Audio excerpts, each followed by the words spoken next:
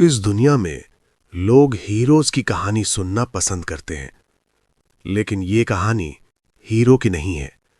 ये कहानी है उस आदमी की जो हर फाइट से पहले ये सोचता था, आज जिंदा बच पाऊंगा या नहीं। वो स्ट्रांगेस्ट नहीं था, स्मार्टेस्ट भी नहीं, बस सबसे ज्यादा मजबूर था। फिर एक दिन एक रेड गलत हो जाती है और उस दिन के बाद जीने का मतलब बदल जाता है। अब वो लड़ता है सीखने के लिए नहीं, जीतने के लिए भी नहीं। वो लड़ता है क्योंकि अगर वो रुक गया तो दुनिया रुक जाएगी। और जब वो खड़ा होता है तो सवाल ये नहीं होता कि वो कौन है, सवाल ये होता है कौन उसे रोक सकता है। एक साफ, बिल्कुल क्लियर आवाज, यंग फीमेल वॉइस, बिल्कुल फ्लैट, बिल्कुल न्यूट्रल। ये कोई गेम नहीं था और ये सपना भी नहीं था, लेकिन उसकी आवाज बिना किसी डाउट के मेरे दिमाग के अंदर गूंज रही थी। और सिर्फ आवाज ही नहीं, मेरे सामने हवा के बीच एक ट्रांसलूसेंट विंडो फ्लोटिंग थी, बिल्कुल रियल। क्या आज भी वही होगा? मैं मन ही मन पूरी शिद्दत से दुआ करता हूं और थोड़ा सा हेजिटेट करते हुए इंफॉर्मेशन विंडो खोलता हूं। थकान। डेली क्वेस्ट, स्ट्रांग बनने की तैयारी। पुशअप 100 बार, इनकम्प्लीट, 0/100। सिटअप 100 बार, इनकम्प्लीट, 0/100। स्क्वाट 100 बार, incomplete, 0/100। Running 10 kilometre, incomplete, 0/10। Warning, daily quest complete ना होने पर अप्रोप्रिएट पनिशमेंट दिया जाएगा। जैसे ही मैंने पूरी लिस्ट पढ़ी, मेरी गाली बिना रुके निकल गई। ओह, कितने दिन हो गए हैं यार, अब तक खत्म क्यों नहीं होता? रैंक ई हंटर, सोंग जिनवू। मैं जहां भी जाता हूं ये टाइटल मेरे साथ चिपक कर चलता है। मेरी ओवरऑल स्ट्रेंथ लगभग एक नॉर्मल इंसान जैसी ही है, बस थोड़ा सा ज्यादा स्ट्रांग, और जख्म थोड़े जल्दी भर जाते हैं। बाकी सब चीजों में मैं बिल्कुल नॉर्मल हूं, इसलिए जख्मी होना मेरे लिए कोई नई बात नहीं है। कई बार तो मैं ऑलमोस्ट मर ही गया हूं। सच बोलूं तो मुझे हंटर बनना कभी पसंद नहीं था। काम डेंजरस है, लोग मजाक उड़ाते हैं और ऊपर से पैसे भी काफी कम। अगर Hunter association medical expenses cover ना करती तो मैं कब का अपना हंटर लाइसेंस छोड़कर नॉर्मल जिंदगी जी रहा होता। लेकिन मेरी सिचुएशन उतनी सिंपल नहीं थी। मैं मिड-20s में हूं, कोई प्रॉपर स्किल नहीं, और मेरी मां हॉस्पिटल में है। हर महीने लाखों वॉन का खर्चा, इसलिए चाह के भी हंटर बनना छोड़ नहीं सकता। चाहा हो या ना हो, एसोसिएशन की सुपरवाइज्ड रेड्स में मुझे आना ही पड़ता है। एक ही एरिया के हंटर्स अक्सर एक दूसरे को अच्छे से जानते हैं। गेट ओपन होते ही उस एरिया के सब हंटर्स को बुलाया जाता है। जो लोग जल्दी आ गए थे, एसोसिएशन के स्टाफ से गर्म कॉफी लेकर कैजुअल बातचीत कर रहे थे। ओहे मिस्टर किम, इधर आओ इधर आओ। ओह मिस्टर पार्क, आप यहाँ? मैंने सुना था आप क्विट कर रहे हो। वो मेरी वाइफ सेकंड चाइल्ड के साथ प्रेग्नेंट है। समझ गया, एक रेड में ही बड़ी कमाई होती है ना। किम खुल के हंसा। पार्क थोड़ा शर्मा कर हंसा, फिर पूछ बैठा, वैसे आजकल एसोसिएशन कम बुला रही है, गेट कम हो गए क्या?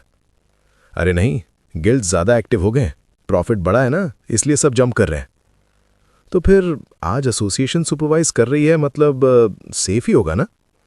पार्क इधर उधर देखने लगा, थोड़ा नर्वस। गिल्ड नहीं है मतलब प्रॉफिट कम मतलब गेट इजी। लेकिन दुनिया में कुछ भी 100% श्योर नहीं होता। सिर्फ पार्क ही नहीं, बाकी हंटर्स भी थोड़े अनईजी थे। किम ने कॉफी खत्म की और तभी उसकी नजर किसी पर पड़ी।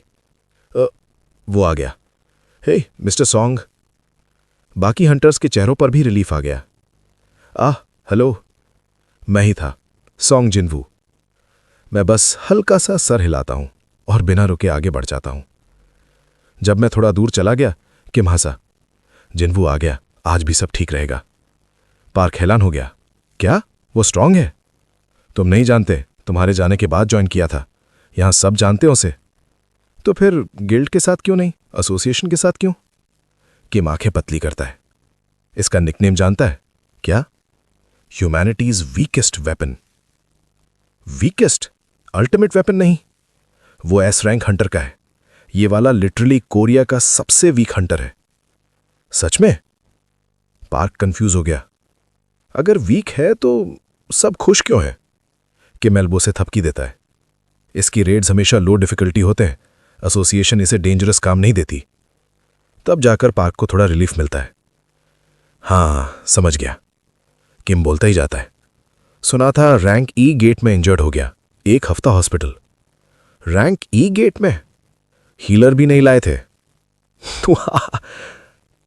चुप, सुन लेगा।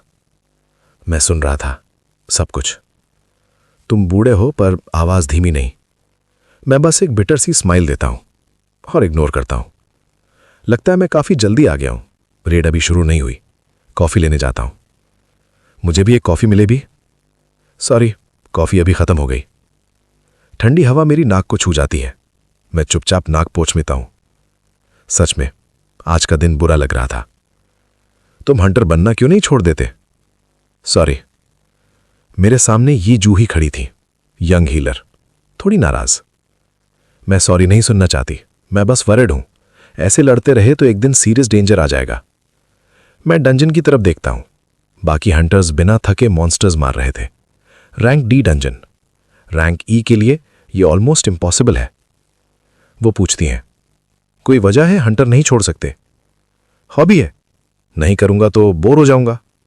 वो और पाउट करती हैं, ऐसी हॉबी के साथ नेदर वर्ल्ड रेड करोगे?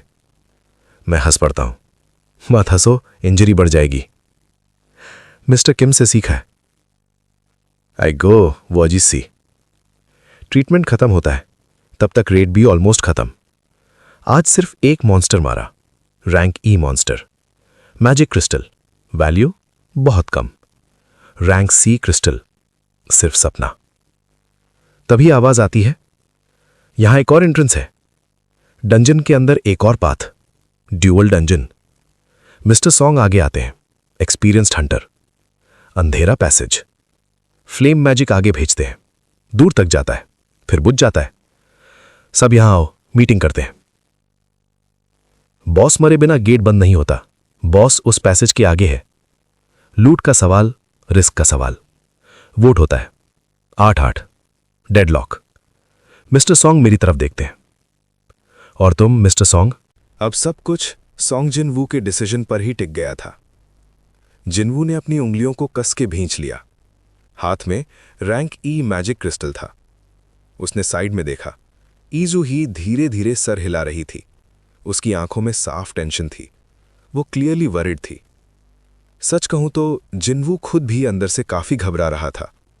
नॉर्मली वो कभी भी बेकार का रिस्क नहीं लेता।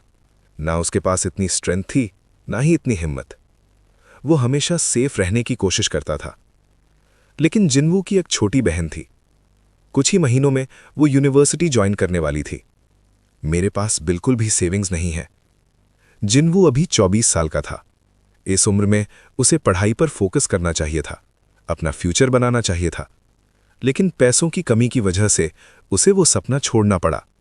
और वो बिल्कुल भी नहीं चाहता था कि उसकी बहन भी वही रास्ते से गुजरे, वही सैक्रिफाइस, वही दर्द। इस वक्त हर एक पैसा उसके लिए कीमती था। आज सिर्फ मिस्टर पार्क ही नहीं था जिसे एक बड़ा स्कोर चाहिए था। जिनमू ने गहरी सांस ली और फिर अपना हाथ ऊपर उठा दिया। मैं आगे जाने के फेवर में हूं।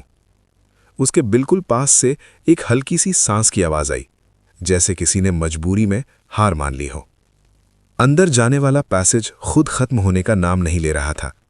आगे मिस्टर सॉन्ग और कुछ स्ट्रांग हंटर्स चल रहे थे। सॉन्ग ने अपनी हथेली पर छोटी सी आग जला रखी थी ताकि रास्ता दिख सके। उसके चलते हुए मिस्टर किम ने धीरे से पूछा, काफी दूर आ गए हैं, है ना? हमें वापस निकलने का टाइम भी सोचना चाहिए। कितनी देर हो चुकी है? किम ने अपनी घड़ी देखी। लगभग 40 मिनट। बॉस मरने के 1 घंटे बाद गेट पूरी तरह बंद हो जाता है, मतलब लगभग 20 मिनट बचे हैं। अगर अगले 20 मिनट में बॉस नहीं दिखा तो मुझे लगता है हमें वापस लौट जाना चाहिए। हाँ, शायद। सॉन्ग ने थोड़ी देर सोचा, फिर पीछे की तरफ अंगूठा दिखाकर बोला, मिस्टर किम, आगे काफी अंधेरा है, मेरे बिल्कुल पीछे ही रहो। किम ने सॉन्ग की आग को देखा, 2 सेकंड रुका, फिर बिना कुछ बोले अपना स्मार्टफोन निकालकर स्क्रीन ऑन कर दी। अगले ही पल पैसेज काफी ब्राइट हो गया। सॉन्ग ने अपनी आग और फोन की रोशनी को देखा, फिर वो भी चुपचाप अपना फोन ढूंढने लगा। ग्रुप के बिल्कुल लास्ट में सिंह, जिनवू और ईजू ही चल रहे थे। जिनवू ने गर्दन के पीछे थोड़ा सा खुजाया। सॉरी, सच में सॉरी। सॉरी किस बात के लिए? तुम्हें ही यहां लाने के लिए। तुम चाहती नहीं थी, फिर भी। मुझे कोई प्रॉब्लम नहीं है, तुम मेरी चिंता मत करो। जिनवू ने उसका चेहरा देखा। वो बिल्कुल ठीक नहीं लग रही थी। वो थोड़ा इधर उधर देखता रहा, फिर और ज्यादा कॉशियस होते हुए पूछा, सच में ठीक हो? तुरंत जूही ने उसकी तरफ देखा। बिल्कुल नहीं, तुम पागल हो क्या? अगर चाकू थोड़ा सा ऊपर लगता तो सीधा दिल में छेद होता। और हाथ पैर की चोटें देखी हैं? मैंने कितनी मुश्किल से तुम्हें हील किया और तुम बिना जाने एक और डंजन में घुस रहे हो, ये जानते हुए भी नहीं कि आगे क्या है। वो इतनी तेज और लगातार बोली कि जिनवू को लगा उसका दिमाग सुन्न हो रहा है। और वो गलत भी नहीं थी। अगर ईजू ही जैसी बी रैंक हीलर वहां ना होती तो जिनवू शायद अब तक जिंदा भी ना होता।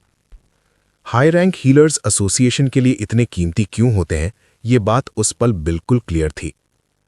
अब सोचता हूं मैं इस लड़की का कितना बड़ा कर्ज में हूं। ईजू ही हीलर टाइप हंटर थी, और वो भी रेयर और बी रैंक जीनियस। गेट खुलते ही एसोसिएशन उसे बुला लेती थी और जिनवू लगभग हर रेड में उसके पास ही मिलता था। दर्द हो रहा है? थोड़ा और रुक जाओ। तुम पहले भी इंजर्ड हुए थे ना? नाम जिनवू था, सब ठीक हो जाएगा। शायद हंटर बनना तुम्हारे लिए सही नहीं। फिर आगे तुम? हाथ दिखाओ। नहीं, वो नहीं, दूसरा वाला जिसमें फ्रैक्चर था। अब जिनवू सिर्फ ग्रेटफुल नहीं था, वो खुद को ज्यादा गिल्टी महसूस कर रहा था। उसका चेहरा उदास देखकर जूही का गुस्सा थोड़ा कम हुआ। उसकी आवाज सॉफ्ट हो गई। तुम सच में सॉरी हो?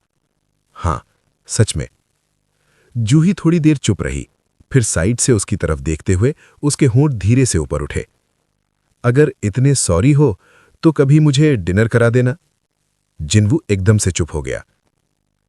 उसने देखा जूही के चेहरे पर बिल्कुल टीनेज सी टीजिंग स्माइल थी।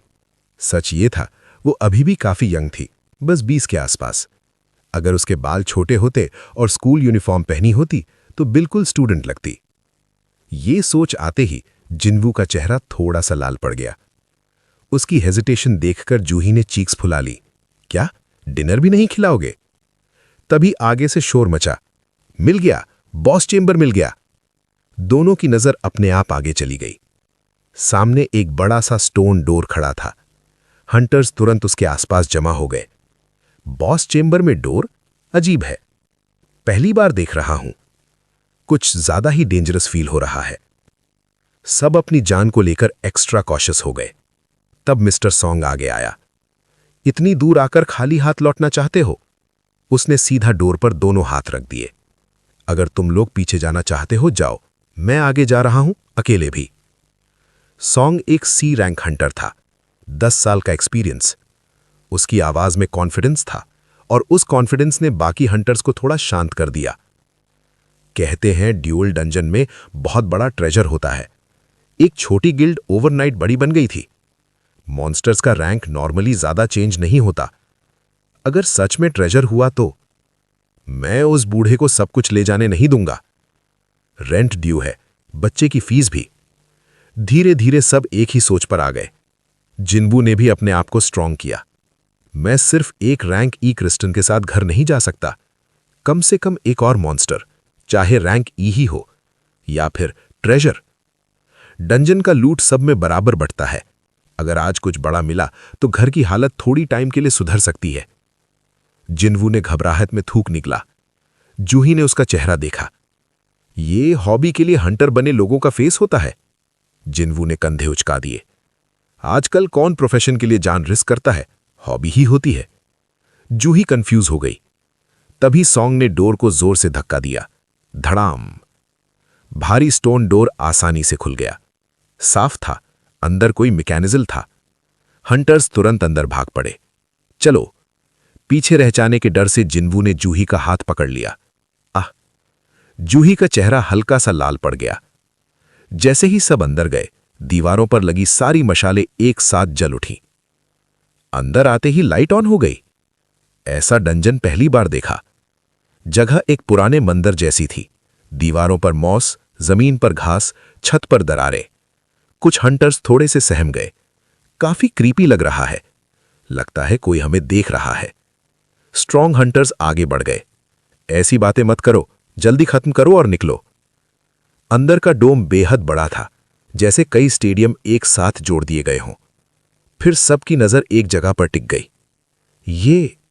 ये बॉस नहीं हो सकता, है ना? सबसे आगे एक जाइंट स्टोन गॉड अपने थ्रोन पर बैठा था।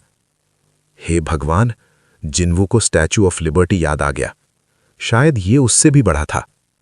हंटर्स सांस रोके खड़े रहे, पर स्टैच्यू बिल्कुल हिला नहीं। सॉन्ग ने गहरी सांस छोड़ी। सब फैल जाओ, सर्च शुरू करो। कोई मॉन्स्टर नहीं है, कोई कीड़ा तक नहीं। दीवारों के पास कई और स्टोन स्टैच्यूज थे, हर एक के हाथ में अलग चीज। किसी होली टेम्पल जैसा लग रहा है। तभी सॉन्ग रुक गया। ये मैजिक फॉर्मेशन है। तभी किसी ने आवाज लगाई, मिस्टर सॉन्ग, यहां कुछ लिखा हुआ है। एक स्टैच्यू जिसके पंख थे, हाथ में एक स्टोन स्लेट। सॉन्ग ने उसे पढ़ा। रून अल्फाबेट, करुटेनो टेम्पल के नियम। जिन्वू ध्यान से सुन रहा था। तभी अचानक किसी ने उसका हाथ खींच लिया। पीछे मुड़कर देखा, ई जूही। उसका चेहरा बिल्कुल सफेद पड़ गया था। जूही के चेहरे पर थोड़ी रंग नहीं थी, इतना ज्यादा कि जिन्वू एकदम से घबरा गया। क्या हुआ? कहीं तबीयत खराब है? वहां जूही की कांपती हुई उंगली आगे की तरफ उठ रही थी। जिन्वू ने उसकी उंगली का पीछा किया। वो सीधा उस जायंट गॉड स्टैचू की तरफ इशारा कर रही थी, और खासकर उसके चेहरे की तरफ। जिन्वू ने ध्यान से देखा, पर उसे तो कुछ भी अलग नहीं लगा। जूही ने टूटती भी आवाज में बोला, उसकी आंखें, गॉड स्टैचू की आंखें अभी हमारी तरफ घूमी थी। क्या? जिन्वू ने दोबारा देखा, फिर तीसरी बार, पर स्टैचू बिल्कुल वैसे का वैसा ही था। कहीं तुम्हें गलत लगा होगा, पर जूही जैसे सुन ही नहीं रही थी। उसका सर झुका हुआ था और वो जिन्वू का हाथ पकड़कर और ज्यादा कांपने लगी। रुको, एक सेकंड। अब जिन्वू ने भी कुछ अजीब सा महसूस किया। जगह बिल्कुल शांत हो चुकी थी, इतनी शांत कि अजीब लग रही थी। कोई आवाज? टॉर्च पर जलती आग की आवाज भी सुनाई नहीं दे रही थी। उसी वक्त सॉन्ग की आवाज आई। फर्स्ट लॉ, वो स्लेट पढ़ रहा था। Worship the God. Second law, exalt the God. Third law, prove your piety. जो इन लॉज को फॉलो नहीं करेगा वो जिंदा यहां से नहीं जाएगा। तभी स्लैम, जोर का धमाका हुआ। क्या था ये? आवाज कहां से आई? सब हिला दिए गए। सबसे पहले जिन्वू ने समझा, दरवाजा बंद हो गया। उसकी आवाज सुनते ही सबने पीछे देखा। जो दरवाजा खुला छोड़ा था अब पूरी तरह बंद था। साला ये सब बर्दाश्त नहीं होता। वो हंटर जो पहले ही आगे जाने के खिलाफ था, गाली देता हुआ सीधा डोर की तरफ बढ़ा। मैं घर जा रहा हूं, तुम लोग बॉस ट्रेजर सब संभालो। उसने गुस्से से सॉन्ग को देखा, फिर डोर का हैंडल पकड़ लिया। तब सॉन्ग की आंखें फैल गईं। नो! स्प्लैश! अगले ही पल उस हंटर का सर उसकी गर्दन से गायब हो चुका था। सिर्फ धड़, बॉडी जमीन पर गिर पड़ी। क्या? आ! चीखें गूंजने लगी। डोर के पास खड़ा स्टोन स्टैचू, जिसके हाथ में स्टील मेज थी, वापस अपनी जगह आ चुका था, जैसे कुछ हुआ नहीं हो। उसके पूरे बदन पर ताजा खून लगा था। वो चीज मूव कर सकती है? मतलब यहां के सब स्टैचूज मूव कर सकते हैं? हम इन सब से लड़ने वाले हैं? कुछ दिखाई भी नहीं दिया वो मेज कैसे चला। बाकी लोग घबरा गए, पर जिन्वू समझ गया ये बस शुरुआत थी। जूही ने जो कहा था अगर वो सच है, उसकी रीढ़ की हड्डी में ठंड सी दौड़ गई। जिन्वू ने धीरे से पीछे मुड़कर देखा। Oh shit! गॉड स्टैचू सीधा उसकी तरफ नीचे देख रहा था। तभी गॉड स्टैचू की काली आंखें लाल हो गईं। ये हंटर की इंस्टिंक्ट थी, या फिर जिंदा रहने की इंस्टिंक्ट। पर एक बात क्लियर थी, कुछ आ रहा था, कुछ ऐसा जिससे कोई भी नहीं लड़ सकता। जिन्वू ने जोर से चिल्लाया, गेट डाउन! उसी पल गॉड स्टैचू की आंखों से लाल बीम निकली। जिन्वू ने जूही को पकड़ा और दोनों को जमीन पर गिरा दिया। ब्ज़! बीम उस जगह से गुजरी जहां वो खड़ा था। सिर्फ एक पल का फर्क, नहीं, एक पल से भी कम, बस बाल बाचा। पर सब इतने लकी नहीं थे। ओक! जिन लोगों पर बीम लगी वो वहीं के वहीं राख बन गए, सिर्फ जलती हुई मिट्टी बची।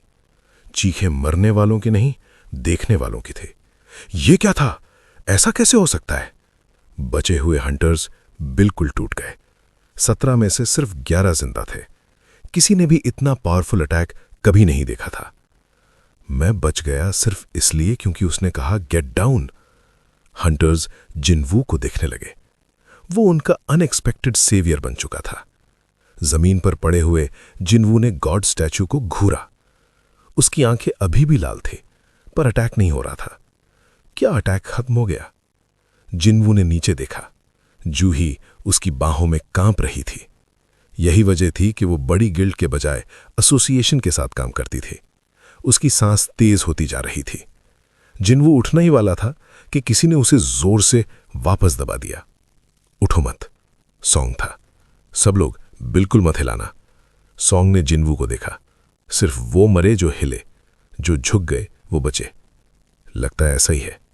सॉन्ग ने सिर खिरा किया। तुमने वॉर्न किया क्योंकि कुछ समझे थे? नहीं, बस डेंजरस फील हुआ। सॉन्ग की आंखों में चमक आई। इंस्टिंक्ट काफी तेज है, रैंक ई होने के बावजूद। तब जिनवू ने देखा। अजीसू, आपका हाथ? ये कुछ नहीं, मैं संभाल लूंगा। पर उसका बायां हाथ पूरी तरह गायब था। सॉन्ग ने अपनी टी शर्ट फाड़ी और बिना आवाज किए जख्म बंद कर दिया। बांधने में मदद करो। जिनवू ने हां में सर हिलाया। खून किसी तरह रोका गया। सॉन्ग ने एक लंबी सांस ली। 10 साल के हंटर का बोझ उस सांस में था। पर सिचुएशन अभी भी बेकार थी। टाइम बीत रहा था। कुछ हंटर्स रोने लगे। हम यहां हमेशा नहीं रह सकते। जिनवू भी जानता था, हिले तो मरेंगे और भागे तो दूर के स्टैचूज। मतलब ये सिर्फ वक्त का सवाल था। वक्त? तब जिनवू को लगा कुछ गलत है, कुछ मिस हो रहा है। स्टैचू सिर्फ कुछ कंडीशंस पर मूव कर रहे थे। डोर के पास जाओ, अटैक। खड़े हो जाओ, बीम। ये सब रूल्स जैसे लग रहे थे। रूल्स। जिनवू को स्लेट याद आई। वर्शिप द गॉड, ये पहला लॉ था। कुछ बोला? सॉन्ग ने पूछा। जिनवू ने होंठ पर उंगली रखी, सिग्नल सोचने का। धीरे धीरे वो उठा। सॉन्ग रोकना चाहता था, पर जिनवू का चेहरा डिसाइडेड था। वो खड़ा हुआ। तुरंत गॉड स्टैचू की आंखें उस पर टिक गईं। लाल बीम निकली। जिनवू तुरंत नीचे गिर गया। बिज़। अगर एक पल भी लेट होता, उसका चेहरा पिघल जाता। वो जमीन पर पड़ा हाँपने लगा। पर उसे समझ आ गया, जब तक वो नीचे झुका हुआ था कुछ नहीं हुआ। खड़े होते ही अटैक। ये सिर्फ तब अटैक करता है जब हम एक सर्टेन हाइट क्रॉस करते हैं। यही था फर्स्ट लॉ का मतलब, वर्शिप। सर झुकाओ, जमीन पर रहो। जिनवू ने अपनी जान लगाकर यह प्रूव कर दिया था। जिनवू ने जोर से चिल्लाया, सब लोग! सारे हंटर्स की नजर एकदम से उसकी तरफ चली गई। जिनवू ने सबकी आंखों में आंखें डालकर बोला, तुम सबको गॉड स्टैचू के सामने कोटाओ करना होगा। हंटर्स कंफ्यूज हो गए। कोटाओ? उस स्टैचू के सामने झुकना है? अगले ही पल गालियों की बारिश शुरू हो गई। फॉक यू, क्या बकवास बोल रहा है? अभी के हालातों में ऐसा कैसे कह सकता है तू? दिमाग खराब हो गया क्या सॉन्ग जिनवू? किम का चेहरा लाल पड़ गया।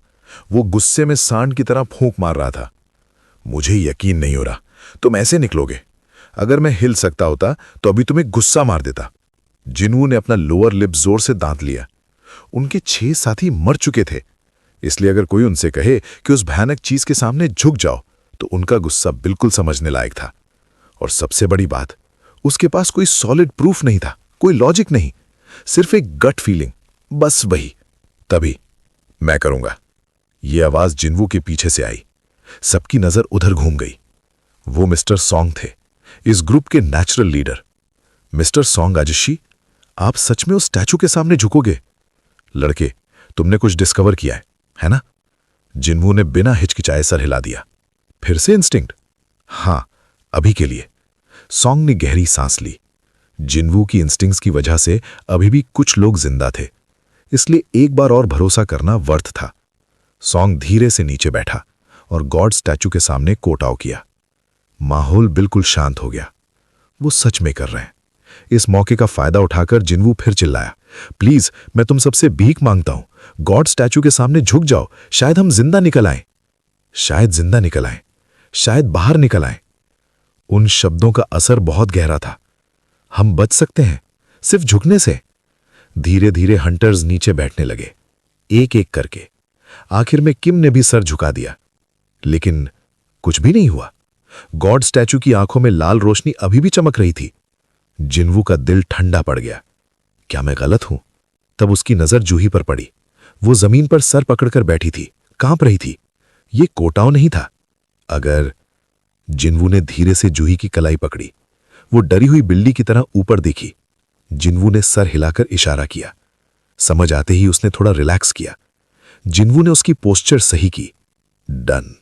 अब सिर्फ एक ही बचा था, वो खुद। जिन्वू ने घुटनों के बल बैठकर हाथ जमीन पर रखे और धीरे से सर झुका दिया। तब कुछ बदलने लगा। ओ! सबसे पहले नोटिस करने वालों ने चिल्लाना शुरू किया, स्टैचू, स्टैचू देखो, आंखें। गॉड स्टैचू की आंखों से लाल रोशनी धीरे धीरे कम होने लगी। क्या सच में काम कर रहा है? और फिर लाल रोशनी पूरी तरह गायब हो गई। ओह ओह! हंटर्स खुशी से चिल्लाए, लाल रोशनी चली गई, हम बच गए। कुछ लोग खड़े होने लगे, लेकिन स्टैचू ने अटैक नहीं किया। जिन्वू ने देर से सर उठाया। हां, उसने गहरी सांस छोड़ी। रूल्स सच में काम कर रहे थे, लेकिन यह गेम अभी खत्म नहीं हुआ था। 2 लॉज अभी बाकी थे। Second law, exalt the God. Third law, prove your piety. तभी रंबल, जमीन कांप उठी। जिन्वू का चेहरा सख्त हो गया। जैसे मैंने सोचा था, अभी तो यह शुरुआत थी। भयंकर आवाज के साथ पूरा चेंबर हिलने लगा। गॉड स्टैचू अपने स्टोन थ्रोन से धीरे धीरे उठ रहा था। हाँ, क्या क्या? जो लोग अभी तक खुशी में रो रहे थे, वो एकदम से जम गए। ये खत्म नहीं हुआ? ऐसा कैसे हो सकता है? गॉड स्टैचू पूरी तरह खड़ा हो चुका था। उसने एक बार पूरे चेंबर को देखा और फिर हंटर्स की तरफ चल पड़ा। थर्ड। हर कदम के साथ जमीन हिल रही थी। उसका सर चेंबर की छत से टकराने वाला था। मिस्टर सॉन्ग, क्या करें? हंटर्स, जो थोड़ी देर पहले गाली दे रहे थे, अब जिन्वू के पास जमा हो गए। कोई रास्ता है? कुछ बोलो। आंखों में आंसू, आवाजें कांप रही थी। इस वक्त जिन्वू ही उनका आखिरी सहारा था। जिन्वू ने जम चुकी जूही को उठाया। दूसरा लॉ, एक्सॉल्ट द गॉड। किम बीच में बोला, यह वही है जो स्लेट पर लिखा था। हां, 3 लॉ है, सब पूरे करने होंगे। गॉड स्टैचू अब सिर्फ थोड़ा सा दूर था। उसकी छाया सब पर पड़ रही थी।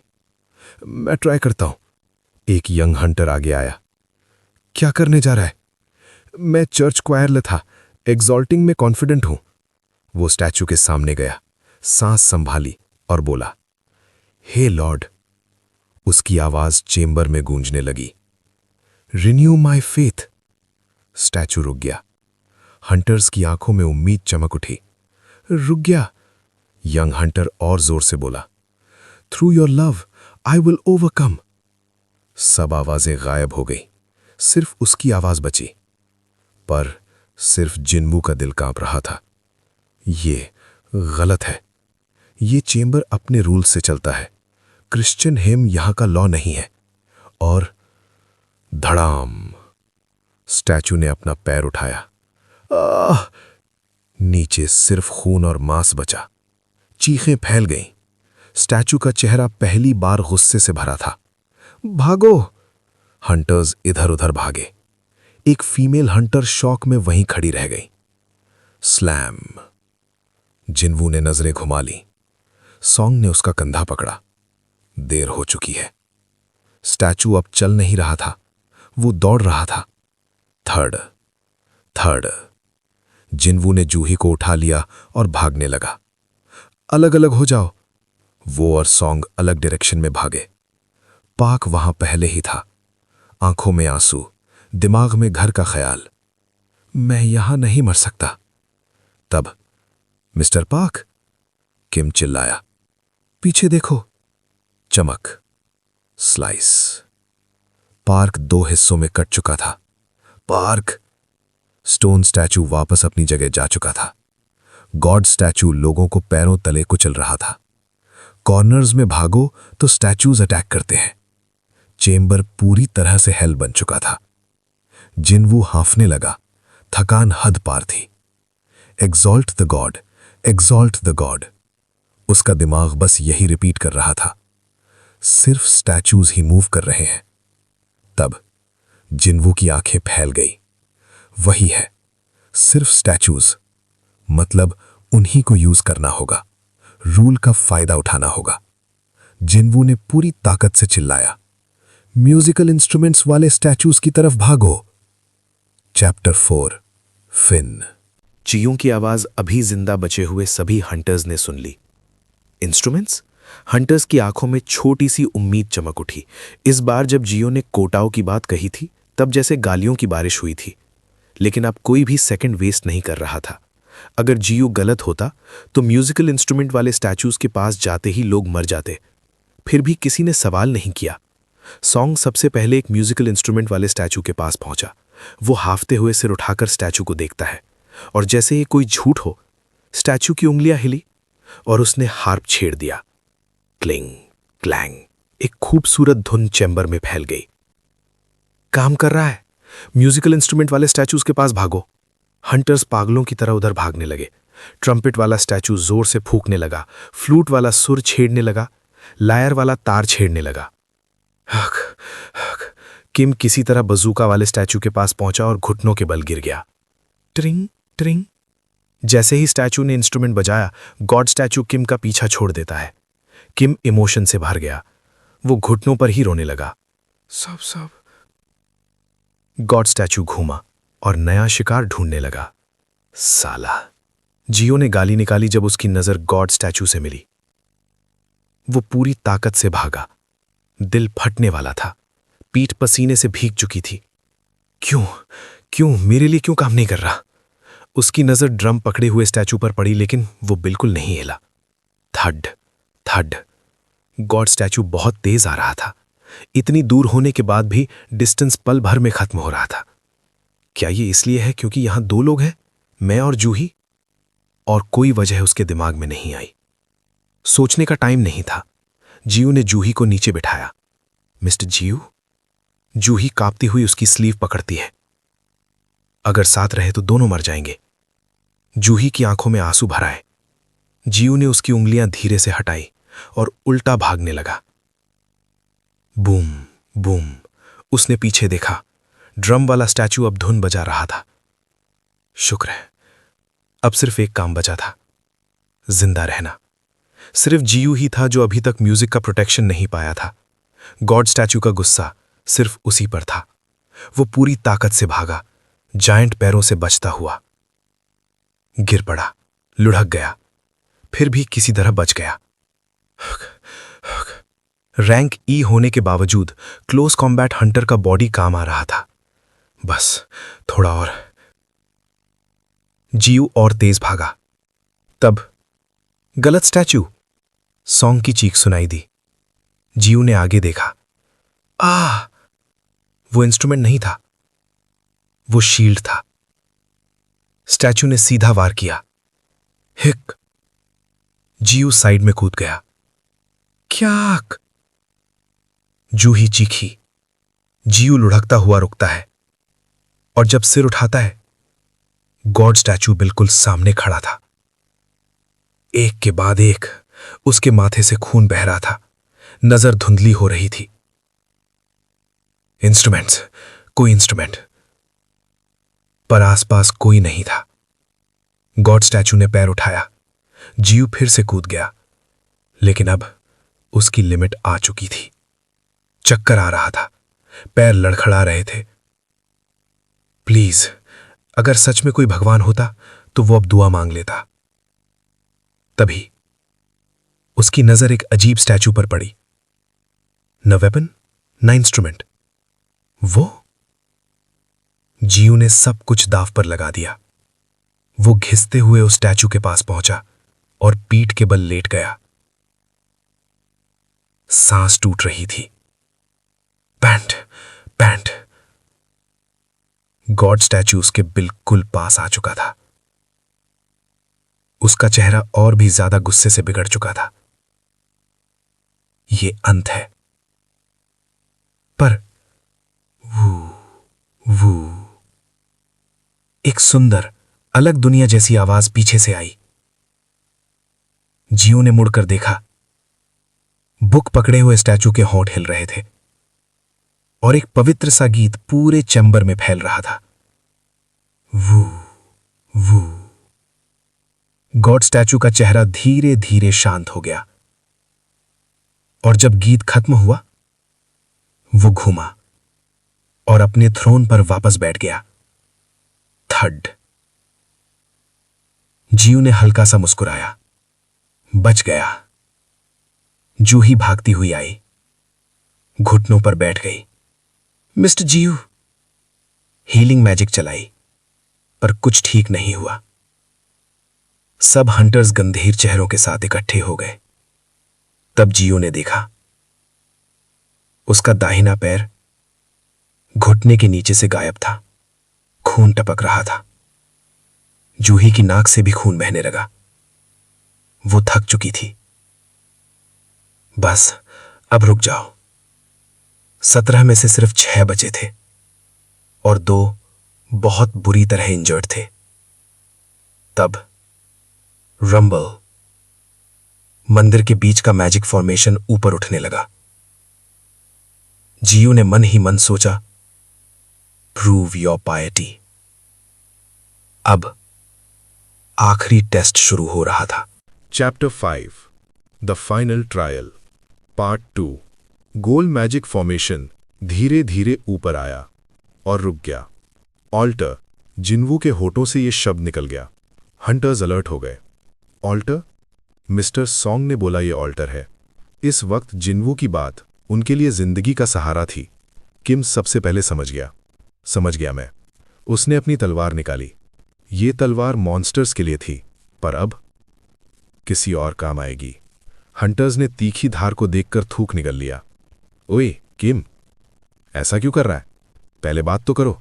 सॉन्ग सबसे स्ट्रांग होने के बावजूद इंजर्ड था। किम को कोई नहीं रोक सकता था। किम ने ऑल्टर की तरफ तलवार से इशारा किया। Last law, prove your piety. और बीच में ऑल्टर। उसकी नज़र जिन्वू पर पड़ी। तो सैक्रिफाइस चाहिए ना मिस्टर सॉन्ग? जिन्वू ने धीरे से सर हिला दिया। उन 6 में से एक को कुर्बान होना था। किम धीरे धीरे आगे बढ़ने लगा। उसकी आंखों में दोस्ती नहीं थी। अजीस्यू, आप क्या? चुप रहो, हिलना मत। किम ने तलवार सॉन्ग की तरफ कर दी। यहां कौन लाया सबको? ये बूढ़ा ही तो था। तो जिम्मेदारी भी इसी की बनती है। जिन्वू गुस्से से उठना चाहता था, पर सॉन्ग ने उसका हाथ पकड़ लिया। सॉन्ग ने सर हिला दिया, बोलने से मना किया। वो खुद धीरे धीरे खड़ा हुआ। किम ठीक कह रहा है। आज जो हुआ उसकी जिम्मेदारी मेरी है। अच्छा तो चलो। किम ने ऑल्टर की तरफ इशारा किया। 10 से ज्यादा लोग तुम्हारी वजह से मरे हैं बूढ़े। सॉन्ग बिना कुछ बोले आगे बढ़ गया। चैप्टर 5 फिन। आज मरने वालों में से एक मिस्टर पार्क भी था और वो मिस्टर किम का पर्सनल दोस्त था। ड्यूअल डंजन एक्सप्लोर करना सबके वोट से डिसाइड हुआ था, लेकिन पार्क की मौत के बाद किम का दिमाग ये बात भूल चुका था। सॉन्ग ने धीरे से किम से कहा, मैं खुद चल सकता हूं, तलवार हटा दो। किम ने तुरंत मना कर दिया। तुम पर भरोसा कैसे कर लूं बुद्धे? टाइम वेस्ट मत करो, चलना शुरू करो। सॉन्ग ने हल्की सी सांस ली और ऑल्टर की तरफ चल पड़ा। किम ने उसकी पीठ पर तलवार तान रखी और पीछे पीछे चल दिया। जिन्वू ने अपना लोअर लिप जोर से दांत ली। ये सब मिस्टर सॉन्ग की गलती नहीं है। ग्रुप के आधे से ज्यादा लोगों ने मिलकर डिसीजन लिया था। सिर्फ हालात खराब हो जाने पर सारा दोष सॉन्ग पर डाल देना बहुत ही बुजदिली थी। लेकिन जिन्वू कुछ कर नहीं सकता था। किम रैंक डी में सबसे स्ट्रांग हंटर्स में से एक और वो खुद रैंक ई का सबसे वीक। ऊपर से उसकी एक टांग जा चुकी थी। अगर वो किम के सामने खड़ा होता तो सिर्फ वो ही नहीं, जूही भी खतरे में आ जाती। साला। जिन्वू ने आंखें बंद कर लीं। आज उसे अपनी कमजोरी सबसे ज्यादा नफरत लगी। इसी बीच सॉन्ग ऑल्टर पर चढ़ चुका था। तभी ऑल्टर के किनारे पर एक लाल आग जल उठी। सब हंटर्स ने सांस रोककर देखना शुरू कर दिया, लेकिन और कुछ नहीं हुआ। बस एक ही लाल आग। सब रुक गए। कुछ नहीं बदला। किम भी कंफ्यूज हो गया। वो मुड़कर जिन्वू से बोला, ओए मिस्टर सॉन्ग, गलत था क्या ये? जिन्वू ने भी सर हिला दिया। मुझे भी लगा था यही होगा। अगर सैक्रिफाइस नहीं चाहिए तो मतलब सॉन्ग अभी भी बच सकता है। जिन्वू के चेहरे पर थोड़ी सी उम्मीद आई। वो पसीने में भीगता हुआ उठने की कोशिश करता है। पास के 2 हंटर्स उसे संभाल लेते हैं। मुझे ऑल्टर के पास ले चलो, मुझे ध्यान से देखना है। मिस्टर जिन्वू, आपकी चोट? जूही भी पीछे पीछे आई। उसका चेहरा बिल्कुल फीका पड़ चुका था, लेकिन उसकी हीलिंग की वजह से जिन्वू का खून अभी के लिए रुक गया था। मुझे जल्दी करनी होगी। जूही की हालत, किम का गुस्सा, सॉन्ग की चोट और डरे हुए हंटर्स। टाइम बहुत कम था। मदद से जिन्वू ऑल्टर के पास पहुंचा। ऑल्टर पर चढ़ो। 2 हंटर्स थोड़ा हिचकिचाए, लेकिन जिन्वू पर भरोसा करके ऑल्टर पर चढ़ गए। तब 3 और लाल आग जल उठी। जिन्वू की आंखें चमक उठी। लोगों की गिनती के बराबर आग। सॉन्ग, जिन्वू और 2 हंटर्स। 4 लोग, 4 लाल आग। और ये आग ऑल्टर के इर्द गिर्द सर्कल बढ़ा रही थी। अगर गैप देखें तो 2 और लोग चाहिए। जिन्वू ने सॉन्ग से पूछा, अगर हम यहीं रुके तो क्या कोई रेस्क्यू आएगा? सॉन्ग ने सर हिला दिया, नहीं, आज गेट का 7वां दिन है। हेल्प आने से पहले ये सब चीजें चलना शुरू हो जाएंगी। गेट डी रैंक का था। एसोसिएशन ने इसे काफी टाइम तक छोड़ दिया था। 7 दिन बाद गेट पूरी तरह से खुल जाता है, और अगर बॉस नहीं मरा तो मॉन्स्टर्स बाहर आ जाते हैं। जिन्वू ने पीछे देखा। गॉड स्टैचू अभी भी थ्रोन पर बैठा था। अगर ये बाहर गया, उसने सोचना ही छोड़ दिया। जूही, किम, तुम दोनों भी चढ़ो। जूही पहले चढ़ी। किम ने हिचकिचाकर बाद में कदम रखा। 2 और लाल आग जल उठी। सर्कल कंप्लीट हो गया। और तब सब लोग हैरान रह गए। क्या? ये क्या हो रहा है? जैसा जिन्वू ने सोचा था, फिर से कुछ बदला। शुरू हो रहा है। अल्टर के बाहरी किनारे से नीली आग ऊपर उठने लगी, एक एक करके, बहुत पास पास। जिन्वू ने गिनती शुरू की। 34, 35, 36, कुल 36 नीली आग। 6 लाल आग, 36 नीली। इसका मतलब? तभी क्लैंग! बंद दरवाजा अचानक पूरी तरह खुल गया। हंटर्स चौंक गए। उनका मन भागने का कर रहा था, लेकिन चॉयर बॉय हंटर का अंत याद आया तो कोई भी पहला कदम नहीं उठा पाया। सब जिन्वू को देखने लगे, पर जिन्वू कुछ नहीं बोल पाया। क्या ये ट्रैप है या निकलने का रास्ता? तभी क्रीक! एक भयानक आवाज पूरे चेंबर में गूंज गई। सब मुड़ गए। ये क्या था? पास आ रहा है। स्टैचूज हिल रही हैं। हंटर्स घबरा गए। स्टोन स्टैचूज जो पहले तभी मूव करती थीं जब कोई पास जाता था, अब थोड़ी थोड़ी आगे आ चुकी थीं। जिन्वू ने तुरंत समझ लिया, नहीं, स्टैचूज नहीं हिले, उनके नीचे के प्लेटफॉर्म्स हिले हैं। आवाज पत्थर के रगड़ने की थी। वो रुक गई, किम ने पसीना पोंछकर कहा। जिन्वू का ध्यान नीली आग पर था। एक बुझ गई, फिर दूसरी। हर मिनट एक नीली आग। टाइमर। मतलब जब तक सारी नीली आग बुझ जाए, अल्टर पे रहना होगा और स्टैचूज पर नजर रखनी होगी। हम बच सकते हैं। जिन्वू ने फिर से गिनती की। 30 बाकी हैं, सिर्फ 30 मिनट। लेकिन उससे एक बड़ी गलती हो गई। नीली आग गिनते वक्त उसकी नजर स्टैचूज से हट गई। क्रीक! आह! एक आदमी चीखकर दरवाजे की तरफ भाग गया। जैसे ही वो अल्टर से उतरा, एक लाल आग बुझ गई। नो! जिन्वू चिल्लाया, पर वो आदमी जिंदा बाहर निकल गया। क्या? वो बच गया? किम हल्ला मचाने लगा। जिन्वू दरवाजा देख नहीं पा रहा था।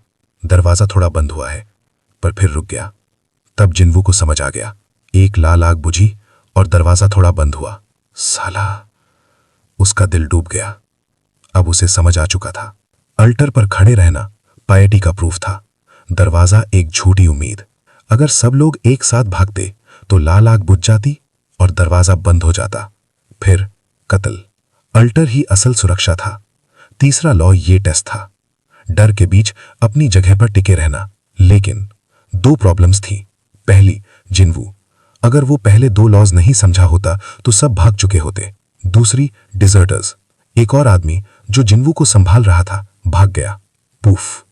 एक और लाल आग बुझ गई। दरवाजा और बंद हो गया। क्रीक!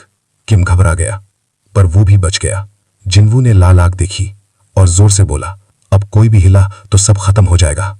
चैप्टर 6, फिन। आगे पीछे बाएं दाएं चारों डायरेक्शंस को कवर करने के लिए कम से कम 4 लोग चाहिए थे। जिन्हू, जूही, मिस्टर सॉन्ग और आखिरी मिस्टर किम।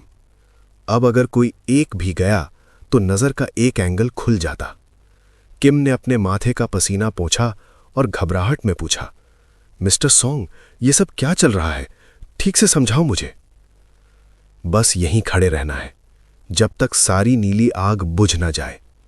जिन्हू ने जो भी अब तक समझा था सब एक सांस में बोल दिया। किम ध्यान से सुनता रहा, सिर हिलाता रहा। आखिर में जिन्हू ने और जोड़ा, याद रखना, यहां खड़े सब लोग जिंदा निकल सकते हैं। इस चेंबर के लॉज हमेशा सर्वाइवल का रास्ता छोड़ते थे। आखिरी लॉ भी अलग नहीं होगा। जिन्हू को पूरा यकीन था, अगर सब एक दूसरे पर भरोसा रखें तो कोई और नहीं मरेगा। लेकिन किम के दिमाग में अलग ही बात चल रही थी। वो हिचकिचाकर बोला, मिस्टर सोंग, अगर तुम गलत हुए और टाइमर खत्म होते ही दरवाजा पूरी तरह बंद हो गया तो? इस सवाल का जिन्हू के पास कोई पक्का जवाब नहीं था। उसने लॉजिकल तौर पर सब जोड़ा था, लेकिन 100% श्योर वो भी नहीं हो सकता था। पर किन को सर्टेनिटी चाहिए थी। सबके जिंदा बचने की अनसर्टेन उम्मीद से ज्यादा उसकी अपनी पक्की सर्वाइवल ज्यादा लालच भरी लग रही थी। माफ करना, लेकिन मैं और यहां नहीं रुक सकता। अजिस्सी, सॉरी। इतना कहकर किम अल्टार से उतर गया। जिन्हू के चिल्लाने के बावजूद वो दरवाजे की तरफ भाग गया। दरवाजे के बाहर वो एक पल रुका, पीछे देखा, लेकिन वापस नहीं आया। ग्रेट। जिन्हू में दांत भेंच ली। साला, उसने सबको बचाया, लेकिन बदले में उसे धोखा मिला। उसका पूरा जिस्म बिट्रेल के दर्द से कांप गया। और जैसे ही किम गया, नजर का गैप बन गया। 3 लोग 4 डायरेक्शंस कवर नहीं कर सकते। अंधेरे एंगल से स्टैच्यूज आगे बढ़ने लगे। Creek creek. घेरा धीरे धीरे सकता जा रहा था। सॉन्ग ने चारों तरफ देखा और फिर बोला, तुम दोनों अभी निकल जाओ। उसकी आवाज में हार थी। जिन्हू ने उसकी तरफ देखा, लेकिन अजिसी, किम ने सही कहा, सबको यहां लाने वाला मैं ही था।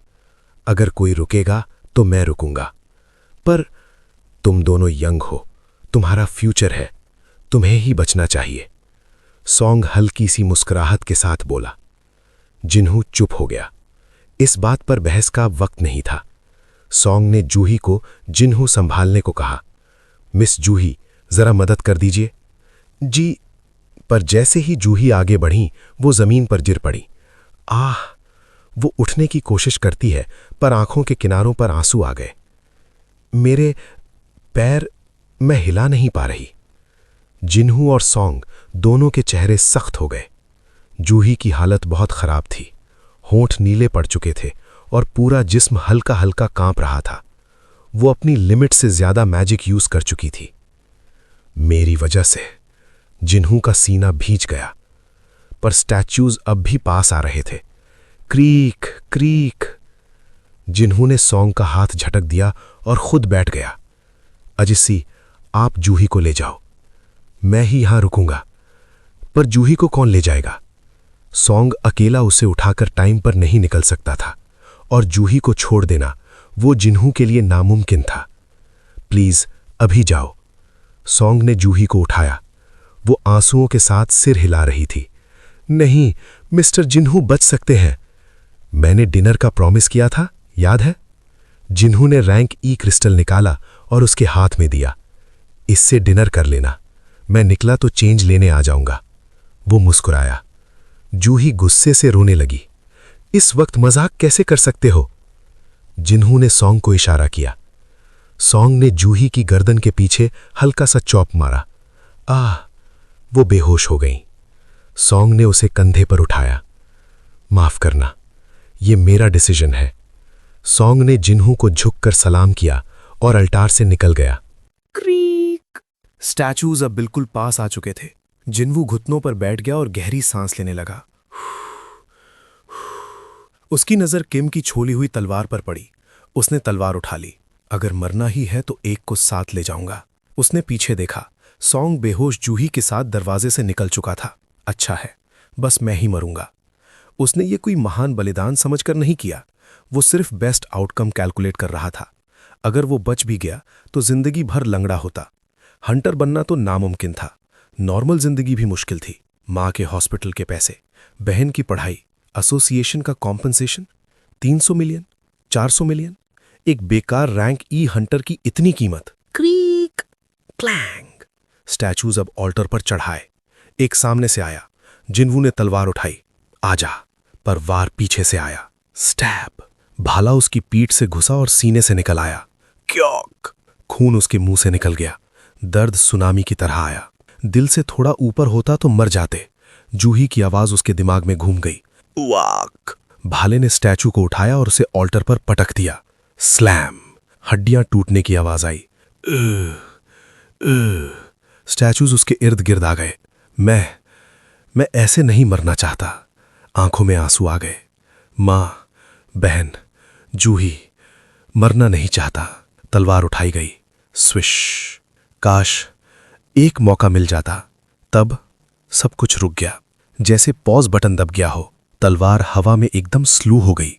ये क्या? तब एक अनजानी मेल आवाज आई। Secret quest complete, the courage of the powerless. You are eligible to become a player, do you accept? Player? Refuse करने पर 0.02 सेकेंड्स में हार्ट स्टॉप हो जाएगा। एक्सेप्ट? सोचने का वक्त भी नहीं। अगर दे रहे हो तो दे दो। Congratulations, you are now a player. Flash. रोशनी छा गई और जिन्वू बेहोश हो गया। उसकी आंखें खुली। सफेद सीलिंग, डिसइंफेक्टेंट की स्मेल, हार्ड बेड। हॉस्पिटल? वो उठा और अपने सीने पर हाथ रखता है। दिल ठीक धड़क रहा था। मैं जिंदा हूं। सिर्फ जिंदा ही नहीं, वो हल्का महसूस कर रहा था, जैसे अच्छी नींद के बाद। ये कैसे? उसने कंबल हटाया। अगर सब सच था तो पैर गया होता। अगर सपना था तो तुम फाइनली उठ गए। Chapter 9, fin. हॉस्पिटल रूम के कोने से आई भारी और गंभीर आवाज ने जिन्वू को चौंका दिया। उसने तुरंत सर घुमाकर देखा। माफ कीजिए अगर हमने आपको डरा दिया हो, पर हम ज्यादा इंतजार नहीं कर सकते थे। 2 आदमी पूरे ब्लैक बिजनेस सूट्स में जिन्वू के बेड की तरफ बढ़े।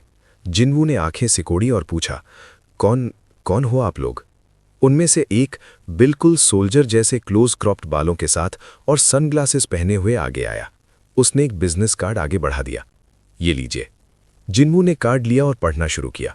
वू Jin Chul, section chief, monitoring division, Korean hunters association. Monitoring division, hunters association का सबसे पावरफुल डिपार्टमेंट। यही वो जगह थी जहां सबसे ज्यादा स्ट्रांग हंटर्स काम करते थे। आखिर देश के हंटर्स को मॉनिटर करना कोई छोटी बात नहीं थी। तो मॉनिटरिंग डिवीजन मुझसे क्या चाहता है? वू जिन चोल ने एक कुर्सी खींचकर बेड के पास रखी और बैठ गया। दूसरा आदमी, शायद उसका सबऑर्डिनेट, पीछे खड़ा रहा। दोनों की प्रेजेंस से एक अजीब सा प्रेशर महसूस हो रहा था, पर जो बात उन्होंने बताई वो और भी ज्यादा शॉकिंग थी। आप 4 दिन तक बेहोश रहे हैं। क्या आपको याद है बेहोश होने से पहले क्या हुआ था? हाँ, मुझे याद है। जो भी याद हो सब बताइए। जिन्वू ने सब कुछ सच सच बता दिया। Dual dungeon, statues, God statue, सब कुछ। बस एक चीज छोड़ दी, वो अजीब सी आवाज जो बेहोश होने से पहले उसके दिमाग में आई थी। बस इतना ही? उसके बाद आप बेहोश हो गए? हाँ, फिर आंख खुली और मैं हॉस्पिटल में था। वू जिन चोल और उसके साथी ने एक दूसरे की तरफ देखा। उनके चेहरों पर परेशानी साफ दिखी। असल में सबसे ज्यादा कंफ्यूजन तो जिन्वू को ही था। मैं यहां कैसे आया? क्या किसी बड़ी गिल्ड ने उन स्टैच्यूज को मारा? वू जिन चोल ने थोड़ा ऑकवर्ड सा होते हुए बोलना शुरू किया। जब हम मॉनिटरिंग डिवीजन और व्हाइट टाइगर गिल्ड के लोग वहां पहुंचे। व्हाइट टाइगर गिल्ड देश की टॉप 5 गिल्ड्स में से एक, सुपर मैसिव गिल्ड। इसका मतलब एसोसिएशन ने काफी बड़ा डेंजर महसूस किया था। तो वहां क्या हुआ? जिन्वू ने सूखी लार निकली। जब हम पहुंचे वहां कुछ भी नहीं था। सिर्फ आप थे, मिस्टर सॉन्ग जिन्वू। न गॉड स्टैचू, न स्टोन स्टैचूज, कुछ भी नहीं। क्या? जिन्वू का चेहरा बिल्कुल ब्लैंक हो गया। हमें भी भरोसा नहीं हुआ। अगर सर्वाइवर्स के स्टेटमेंट्स मैच ना होते और लाशें ना मिलती तो हम इसे झूठ भी समझ सकते थे। वू जिन चोल ने अपनी थोड़ी सी बढ़ी हुई दाढ़ी पर हाथ फेरा। 6 साल हो गए थे उसे मॉनिटरिंग डिवीजन ज्वाइन किए। उसने सब कुछ देखा था, पर ये बिल्कुल नया था। हमने फॉरेन एसोसिएशंस और दूसरी गिल्ड से भी पूछा, पर कोई जवाब नहीं मिला। इसलिए हमने एक थ्योरी बनाई है। हम सोच रहे हैं कि शायद आप हंटर सॉन्ग जिन्वू निम ने रीअवेकनिंग एक्सपीरियंस की हो। रीअवेकनिंग? जिन्वू की आंखें फैल गईं। रेयर होता था लेकिन पॉसिबल था। अवेकनिंग के बाद दोबारा अवेकनिंग, ऐसा हुआ था पहले भी। रैंक C से A, B से S। इसका मतलब वू जिन चोल ने लार निकली। अगर आप रीअवेकन हुए और रैंक S या उससे भी ऊपर चले गए तो अकेले ही उन मॉन्स्टर्स को मारना पॉसिबल होता। सर्वाइवर्स के मुताबिक गॉड स्टैचू सिर्फ आंखों से रैंक सी हंटर्स को पिघला देता था, और अगर कोई ऐसे मॉन्स्टर को बेहोशी में भी मार दे तो वो कितना पावरफुल होगा। इसी वजह से ये पूरा इंसिडेंट टॉप सीक्रेट बना दिया गया और इसीलिए जिन वू को इस रूम में अकेले रखा गया, बेस्ट डॉक्टर्स के साथ। वू जिन चोल का दिल तेज धड़क रहा था। क्या कोरिया को फाइनली एक ग्लोबल पावर हाउस मिल गया, एक न्यूक्लियर वेपन जैसा हंटर? वू जिन चोल ने इशारा किया, ले आओ। सबऑर्डिनेट ने ब्रीफकेस खोला। ये क्या है? Magic energy measuring device. बस हाथ इस क्रिस्टल पर रखिए। प्लेट के बीच में पिच ब्लैक क्रिस्टल था। ऐसा लग रहा था जैसे सब कुछ अंदर खींच लेगा। ए रैंक या उससे ऊपर के मॉन्स्टर का क्रिस्टल, कीमत 1 बिलियन वॉन। जिनवू ने हाथ रखा, गर्म रोशनी निकली। वू जिन चोल और उसका साथी पसीने में भीग गए। रोशनी बुझ गई। वू जिन चोल ने सनग्लासेस उतारे। कैसे हो सकता है? उसने दोबारा देखा। मैजिक एनर्जी सिर्फ 10, ई रैंक का मिनिमम 70 होता है। ये तो नॉर्मल इंसान से भी कम है। इसका मतलब वू जिन चोल ने फाइल्स बंद की। चलो। जी सर। दोनों तुरंत निकल गए। रूम फिर से खामोश हो गया। जिनवू ने गर्दन खुजाई। लगता है रीअवेकनिंग नहीं हुआ। तभी उसने सीलिंग की तरफ देखा। हाँ, हवा में शब्द तैर रहे थे। You have several unread messages. Question mark. जिनवू ने आंखें बंद की, फिर खोली। शब्द अभी भी वहीं थे। उसने आंखें मली, सर झटका, पर शब्द गायब नहीं हुए। उसने माथा दबाया। पहले आवाजें सुन रहा था, अब देख भी रहा हूं। क्या सच में दिमाग खराब हो गया है? पीटीएस की? ऐसे इंसिडेंट्स के बाद लोगों को हेलुसिनेशंस होती हैं। इतना सब देखने के बाद ये पॉसिबल लग रहा था। पर उसकी नजर अपने पैर पर गई। वो पैर जो स्टैचू ने काट दिया था, बिल्कुल ठीक था। आवाज, पैर का ठीक होना और अब ये शब्द, बहुत ज्यादा कोइंसिडेंसेस। क्या ये सब कनेक्टेड है? सोच थोड़ी क्लियर हुई। ठीक है। जिनवू ने सर उठाया। अब क्यूरियोसिटी ज्यादा थी। शायद जवाब इन मैसेजेस में हो। उसने हाथ बढ़ाया। हाथ शब्दों के पार निकल गया। टच से नहीं, स्मार्टफोन की आदत। तब उसे याद आया, उस आवाज से बात सिर्फ सोच के हो रही थी। शायद ऐसे ही। उसने बोलना शुरू किया। Confirm, messages, check messages, I want to read, show me. अरे दिखा दो यार। तब तुम क्या देखना चाहते हो इतना? जिनवू ने साइड में देखा। दरवाजे के पास स्कूल यूनिफॉर्म में उसकी छोटी बहन खड़ी थी। जिनवू बिल्कुल चुप। सीलिंग को घूरता हुआ, आवाजों से बात करता हुआ भाई। ये कैसे समझाए? चैप्टर 9। मे बी तुमने अपना सर ज्यादा जोर से लगा लिया है। उसकी छोटी बहन थोड़ा दूर खड़ी थी और जिनवू की तरफ देखते हुए बोली। जिनवू ने तुरंत सर हिला दिया। नहीं, ऐसा कुछ नहीं है। उसके मना करने के बाद भी जिना की आंखों में शक साफ दिख रहा था। सच में तुम ठीक हो ना? हाँ, मैं बिल्कुल ठीक हूं। जिना ने उसे ऊपर से नीचे तक देखा। फिर अचानक उसकी सांस तेज हो गई और वो गुस्से में पास आ गई। जिनवू ने रिफ्लेक्स में अपनी बॉडी थोड़ी गार्ड पोजीशन में लाई और अगले ही पल थाप थाप थाप वो उसे जहां जहां बिना गार्ड के था वहां मारने लगी। मैंने कितनी बार कहा है, चोट लगवाना बंद करो। तुम्हें जरा भी आइडिया है मैं कितनी वरिड थी? सॉरी। बाकी लोग ठीक ठाक लौट आते हैं और सिर्फ तुम ही हो जो हर बार इंजर्ड हो जाते हो। सॉरी। उसके पंचेस धीरे धीरे कमजोर पड़ गए, फिर रुक गए। उसका सर झुक गया और वो रोने लगी। जिनवू चुपचाप उसकी पीठ थपथपाने लगा। उसकी अपनी नाक भी जलने लगी थी। मैं सच में उसे अकेला छोड़कर मरने वाला था। जिंदा बचाना बहुत बड़ी बात थी। पिछले कुछ दिन मौत को बहुत करीब से देखा था उसने, जैसे कोई भयानक नाइटमेयर था। उसकी नज़र फिर से हवा में तैरते हुए लफ्ज़ों पर गई। You have several unread messages. अभी भी लगता है जैसे मैं पूरी तरह से उस नाइटमेयर से बाहर नहीं आया हूं। समझने लायक बहुत कुछ था, लेकिन सबसे इंपॉर्टेंट बात, वो जिंदा था और अपनी बहन को देख पा रहा था। थोड़ी देर बाद जिन्हा का रोना रुक गया, लेकिन उसकी डांट 1 घंटे तक चलती रही। सुन लो, अगर तुम दोबारा इंजर्ड हुए तो मैं पढ़ाई छोड़ दूंगी, जॉब करूंगी और तुम्हें हंटर बनना छोड़ना पड़ेगा। अच्छा, समझ गया। जिन्हों ने हार मान ली। तब जाकर वो उठ खड़ी हुई। तुम कहीं जा रहे हो? हाँ, स्कूल। तुम्हें देखने के लिए परमिशन ली थी, अब वापस जाना पड़ेगा। जिन्हों ने सर हिला दिया। यूनिवर्सिटी एंट्रेंस एग्जाम अगले साल। बिना कोचिंग के, बिना ट्यूशन के, फिर भी हमेशा टॉप 10 में। उसका सपना डॉक्टर बनना था। मां के बीमार पड़ने के बाद उसने कभी पढ़ना नहीं छोड़ा। Video games. अचानक जिन्वू की आंखों में एक अजीब सी चमक आई। अच्छा, मैं चल रही हूं। रुको, जिन्हा। हाँ, जब तुम वीडियो गेम्स खेलती थी ना। I don't play games anymore, 3rd year start होने वाली है। हाँ, पता है, बस एक सवाल है। ओ, अप्पा भी गेम्स खेलता है? उसकी क्यूरियोसिटी जाग उठी। जिन्होंने हवा में लटके हुए मैसेज को देखा और पूछा, गेम में अगर अनरेड मैसेजेस हों तो कैसे ओपन करते हैं? मेल बॉक्स ओपन करना पड़ता है। Mailbox. टिडिंग।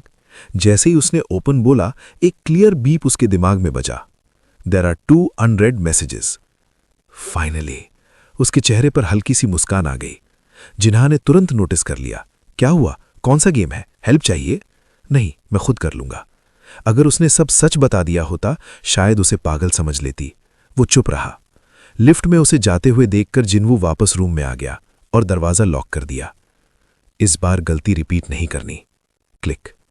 बेड पर बैठकर उसने पहला मैसेज ओपन किया। Confirm. This system will support the growth of the player. Failing to comply will result in penalties. Your rewards have been delivered. हाँ, ये सब उसने पहले भी सुना था, उस मोमेंट से पहले जब वो बेहोश हुआ था। सिस्टम, प्लेयर, रिवॉर्ड्स, सब गेम जैसा लग रहा था। फिर उसने अगला मैसेज खोला। Titing. Daily quest. Preparations to become stronger. Press-ups 100 times. Incomplete 0 by 100. Sit-ups 100 times. Incomplete 0 by 100. Squat 100 times. Incomplete 0 by 100.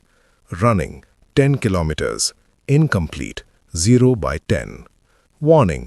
Incompletion will result in punishment. हाँ, सीरियसली? ये रहा बिकम स्ट्रॉन्ग का क्वेस्ट? सिर्फ एक्सरसाइजेस? ये तो नॉर्मल वर्कआउट है। शायद वो इतना डेस्परेट था स्ट्रॉन्ग होने के लिए कि दिमाग हलूसिनेट कर रहा था। छोड़ो यार। वो बेड पर गिर गया, सीलिंग देखते हुए। खामोशी। फिर अचानक, लेकिन अगर सच हो तो क्या बिगड़ जाएगा ट्राई करने में? फाइन, ट्राई कर लेते हैं। उसने बेड से उतरकर स्ट्रेच किया, प्रेसअप्स शुरू किए। 1, 2, 3, 97, 98, 99, 100। बस, कुछ नहीं हुआ। हाथ थोड़े दर्द कर रहे थे, बस। मैं क्या कर रहा हूं? मैसेजेस अब रीड हो चुके थे। उसने मेल बॉक्स बंद कर दिया। एनफ। वो बेड पर वापस लेट गया, आंखें भारी होने लगी। शाम का आसमान लाल हो चुका था। कल डिस्चार्ज हो जाऊंगा। आंखें बंद हो गईं। Tick tock. 11:59, 58, 59, 60. You failed to complete the daily quest. You will be transferred to the penalty zone. Rumble. जिन्वू की आंखें फट से खुल गईं। अर्थक्विक? बेड जोर जोर से हिल रहा था। रंबल। बेड का स्टील बार रेत में बदलने लगा। सैंड? रूम के सारी चीजें रेत में बदलने लगी। अगला पल, प्लॉप, वो किसी नर्म जगह पर गिरा। हर जगह सिर्फ रेत। डेजर्ट? आसमान काला, बिना सूरज, बिना चांद, हवा भी नहीं। ये जगह। उसने रेत उठाई, हाथ से फिसली। ये सपना नहीं है। जिन्वू खड़ा हो गया। Penalty zone. उसकी सांस हल्की सी तेज हो गई। ये रियल है। तभी ये हुआ। शुरुरुरुरु। अचानक उसके बिल्कुल पास वाली रेत वाली जमीन धंस गई। एक गहरा गड्ढा बन गया। हाँ? जिन्हू ने तुरंत पीछे हटना शुरू किया। रेत जैसे खिंच रही थी। गड्ढा और ज्यादा फैलता गया और एक पॉइंट पर जिन्वू को चारों हाथों से रेंग कर निकलना पड़ा। वो जमीन पर बैठ गया, सांस संभालते हुए नीचे देखा। नीचे की रेत अजीब तरीके से हिल रही थी। ये उबल रही है? उसने गौर से देखा। नहीं, वहां नीचे कुछ बहुत बड़ा हिल रहा था। जिन्वू का दिल जोर से धड़का। खतरनाक फीलिंग। और फिर पुशू। रेत एकदम ऊपर की तरफ फट पड़ी। जिन्वू की आंखें फट गईं। एक इंसेक्ट? रेत के अंदर से जो चीज निकली वो एक जाइंट सेंटीपीड थी। कीयक! उसका सर 5 मंजिल जितना ऊपर था। ये पॉसिबल ही नहीं है। सिर्फ साइज ही नहीं, उसके सर के ऊपर लाल लेटर्स तैर रहे थे, बिल्कुल गेम के मॉन्स्टर जैसे। Poison fanged giant desert centipede. नाम पढ़ते ही जिन्वू के गले में थूक अटक गया। Poison fangs. उसके जबड़े के नीचे बच्चे जितने बड़े दांत थे। समझने के लिए जीनियस होना जरूरी नहीं था कि अगर वो दांत चुभ गए तो क्या होगा। सेंटीपीड अपना मुंह खोल बंद कर रही थी। ये लिक स्लिक कर रही है क्या? तभी टिडिंग! Penalty quest survival. Goal, time limit तक जिंदा रहो। Time limit 4 hours. Remaining time 4 hours 0 minute 0 seconds. Are you serious? पर जैसे ही टाइम 3:59:59 हुआ, सेंटीपीड रेत को चीरकर सीधा उसकी तरफ भागी। What the hell! जिन्वू जान बचाने के लिए दौड़ पड़ा। सोचने का टाइम नहीं था, बस भागना था। पर उससे पहले ही बूम! एक और रेत का पिलर फट पड़ा। शॉकवेव से वो पीछे गिर गया। उठा और आंखें और ज्यादा फट गईं। सिर्फ एक नहीं, 7 जायंट सेंटीपीड्स। की एक! जिन्वू का चेहरा बिल्कुल सफेद पड़ गया। Damn it! 4 घंटे बाद प्लॉप! जिन्वू हॉस्पिटल के रूम में जमीन पर गिरा। उसका मुंह रेत से भरा हुआ था। आंखें जल रही थीं। वो सीधा पीठ के बल गिर पड़ा। ये सब क्या था? तभी एक और मैसेज आया। You've completed the penalty quest. उसका चेहरा बिगड़ गया। Penalty quest? उसे कल का डेली क्वेस्ट याद आ गया। इसीलिए ये हल्यूसिनेशन नहीं था, वो सच में वहां था। दर्द, सांस की कमी, मौत का डर, सब रियल था। ये पनिशमेंट है। उसी वक्त टिरिंग!